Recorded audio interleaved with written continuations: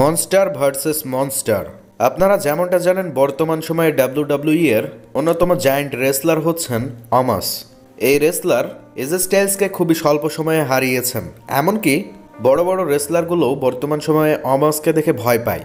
তবে অমাস ছোটোখাটো রেসলারকে সম্পূর্ণভাবে ডিস্ট্রয় করলেও এইবার তার সামনে আরও একজন মনস্টার এসে হাজির হয়েছেন, আর তিনি হচ্ছেন কমান্ডার আজিজ।